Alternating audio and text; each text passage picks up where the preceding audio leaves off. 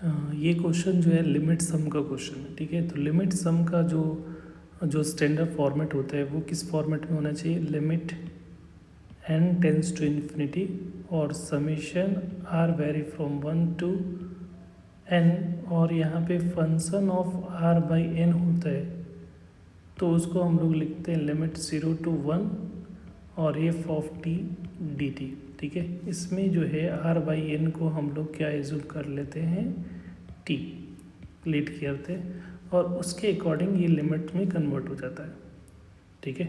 तो ये लिमिट सम को अगर इस फॉर्मेट, तो हमेशा देखो कि ये जो वेरी, देखो r vary from 1 to n, यहाँ पे r की जगह पे क्या दे रखा है, k। तो k बाई n के फॉर्मेट में पूरे एक्सप्रेशंस को function of k by n के फॉर्मेट में कन्वर्ट करना पड़ेगा, तभी ये इस फॉर्मेट में कन्वर्ट कर पाओगे। तो यहाँ पे ये जो एक्सप्रेशन दे रखा है उसको हम लोग function of k by n के फॉर्मेट में कन्वर्ट करना है, राइट। तो ऊपर में एन क्यू दे रखा है तो इसको हम लोग क्या कर सकते हो कि एन स्क्वायर और एन स्क्वायर दोनों में से कॉमन निकाल सकते हैं, राइट। तो यहाँ पे जो आ जाएगा n q divided by n square, common निकालोगे तो 1 अपॉन के बाई एन के स्क्वायर से डिवाइड हो जाएगा, तो दोनों का स्क्वायर कॉमन, तो ये आ रहा है। फिर इसमें से भी एन स्क्वायर कॉमन निकालोगे तो यहाँ पे क्या दिखेगा, 1 प्लस 3 के बाई एन का होल स्क्वायर, इस तरह से लिख सकते हो।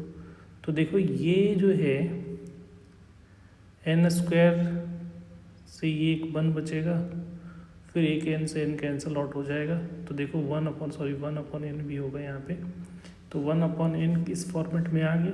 तो अब ये जो लिमिट दिख रहा है, limit n tends to infinity, और ये कैसा दिखेगा, 1 upon n summation k vary from 1 to n, और यहाँ पे 1 अपॉन n तो कांस्टेंट है तो बाहर निकाल दिया ऐसा। अब ये देखो ऊपर में तो 1 आ रहा है, नीचे में क्या आ जाएगा, 1 प्लस के बाई एन का होल स्क्वायर, और इधर आ रहा है 1 प्लस 3 इंटू के बाई एन का होल स्क्वायर, ठीक है। अब यहाँ पे ये कंसेप्ट के r बाई एन को t एज्यूम करते, तो ये जो है लिमिट सम जो है इंटीग्रेशन में कन्वर्ट हो जाएगा। अभी देखो 1 अपॉन एन है, n टेंस टू इन्फिनिटी है, k की वैल्यू 1 to n है, और ये function of k by n के फॉर्मेट में कन्वर्ट हो गया, तो इसको लिमिट में कन्वर्ट कर सकते हो। तो 1 अपॉन ये क्या हो जाएगा, 0 बाई, क्योंकि लिमिट में क्या करते हैं कि n से डिवाइड करते हैं, ऐसा लिमिट निकाल, लोअर लिमिट के से निकालते हो, तो 1 अपॉन n और n डिवाइडेड बाई n, और n टेंस टू इन्फिनिटी, तो ये तो 0 हो जाता है और ये वैल्यू क्या हो जाएगी 1, तो 0 to 1, और यहाँ पे 1 प्लस के बाई एन को क्या एज्यूम करते हैं, t, तो ये हो जाएगा 1 अपॉन टी का होल स्क्वायर, और यहाँ पे 3 बाई टी स्क्वायर का dt, ठीक है। तो ये फॉर्मेट में कन्वर्ट कर दिया। अब ये स्टैंडर्ड लिमिट में कन्वर्ट करना पड़ेगा। तो देखो यहाँ पे इन दोनों का डिफरेंस अगर देखोगे तो कांस्टेंट आ रहा है, इसमें से पहले तो दोनों का कोफिशिएंट को 1 बना दो जो वेरिएबल है, तो यहाँ 3 से कॉमन निकालोगे तो 1 अपॉन 3 0 to 1, और ये आ जाएगा टी स्क्वायर प्लस 1, इसमें से 3 कॉमन निकाल लिए तो टी स्क्वायर प्लस 1 बाई 3 आ रहा है का dt। अब यहाँ पे देखो इन दोनों का कोफिशिएंट, अब ये दोनों को डिफरेंस क्या आ जाएगा, कांस्टेंट आ रहा है, तो यहाँ पे जो है कांस्टेंट क्या आ रहा है वो चेक करना पड़ेगा। तो T square plus 1 minus T square plus 1 by 3 करोगे तो ये सिंप्लीफाई होके क्या आ जाएगा, 1 माइनस, तो 2 बाई 3 आ रहा है। अब यहाँ पे इसको इस फॉर्मेट में कन्वर्ट करने के लिए, मैनिपुलेट करने के लिए 2 बाई 3 से ऊपर मल्टीप्लाई, नीचे में डिवाइड करना पड़ेगा, राइट। तब यहाँ से जो ये एक्सप्रेशंस क्या दिखेगा, ये 3 से 3 कैंसिल आउट हो गया, तो 1 बाई 2 0 to 1। अब 2 बाई 3 की जगह पे क्या सब्स्टिट्यूट करेंगे, 2 बाई 3 की जगह पे अब ये एक्सप्रेशन सब्स्टिट्यूट करोगे तो T square plus 1 minus T square plus 1 by 3 divided by T square plus 1 into T square plus 1 by 3, ऐसा होगा। अब यहाँ पे ये 1/2 आ रहा है, 0 to 1। अब ये डिवाइड करोगे तो इधर आए क्या है दिखेगा, t² + 1/3 माइनस, और इधर ये वाला पार्ट को डिवाइड करोगे तो t² + 1। अब ये स्टैंडर्ड इंटीग्रेशन के फॉर्मेट में आ गया, तो इसको अपन लिखेंगे 1/2। और ये देखो, इसको स्टैंडर्ड में कन्वर्ट करोगे तो ये क्या आ जाएगा, √3 का स्क्वायर, इसको ऐसा लिखोगे। और हम लोग को पता है कि 1/1 प्लस x² + a² होता है का d(x) का इंटीग्रेशन क्या होता है, 1/a tan 1 x/a होता है, ऐसा होता है।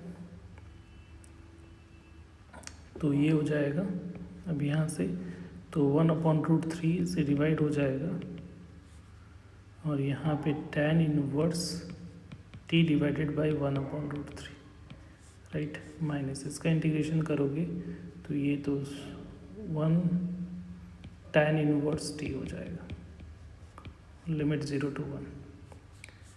अब यहाँ पे देखो 0 पुट करोगे तो दोनों 0 हो जाएगा, तो एलिमेंट तो सिर्फ 1 पुट करना पड़ेगा, तो 1/2 का तो ये तो √3 हो जाएगा, और ये 1 पुट करोगे तो ये tan 1 √3 आएगा, और यहाँ पे tan 1 1, राइट।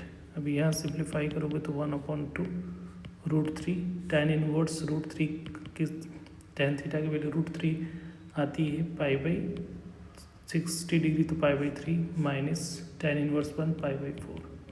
अब इसको सिंप्लीफाई करना है, तो ये देखो पाई दोनों में कॉमन है, तो π/2 कॉमन हो गया, और ये √3 है, नीचे में भी 3 है, तो इससे √3 से डिवाइड हो जाएगा ये, तो ये हो जाएगा 1/√3 माइनस 1/4 हो रहा है। तो यहाँ से सिंप्लीफाई होगी π/2, नीचे में एलसीएम 4√3, और यहाँ पे आ जाएगा 4 माइनस √3। अब यहाँ पे देखो ये जो ऑप्शंस है इससे तो मैच नहीं करना है, तो हम लोग को रेशनलाइज करना पड़ेगा, राइट। तो यहाँ से रेशनलाइज कर लो, तो रेशनलाइज के लिए 4 + √3 से मल्टीप्लाई डिवाइड कर दिया, तो यहाँ पे π/8 √3 हो रहा है, और फिर ऊपर में क्या आ जाएगा 16 - 3, और नीचे में आ जाएगा 4 + 4 √3। तो ये आ रहा है 16 - 3 करोगे तो 13 π/8 √3 × 4 + √3 ऐसा आ रहा है। अब √3 को अंदर ले जाओगे तो ये वैल्यू जो आएगी 13 π/8 × 4 √3 + 3। तो ये शायद ऑप्शंस में है, दैट इज सी ऑप्शंस यहाँ दिख रहा है, तो C is the correct answer. Thank you.